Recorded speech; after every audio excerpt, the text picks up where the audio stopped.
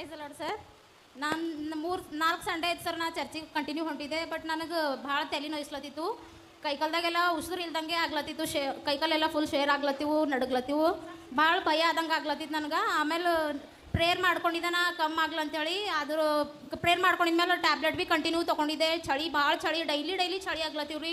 ಕೈಕಾಲ್ದಾಗೆಲ್ಲ ಉಸಿರು ಇಲ್ದಂಗೆ ಆಗ್ಲತ್ತಿತ್ತು. ತಲೆ ಎಲ್ಲ ಫುಲ್ ನೋಯಿಸ್ಲತ್ತಿತ್ತು. 3 ವಾರದ ಹಿಡ್ದು ಹಂಗೆ ಇತ್ತು ಸರ್. ಆಮೇಲೆ ನಾ ಹೋದ ಸಂಡೇ ಲಾಸ್ಟ್ ಪ್ರೇಯರ್ದಾಗ ನೀವು ಪ್ರೇಯರ್ ಮಾಡತ್ತೀರಿ ಸರ್.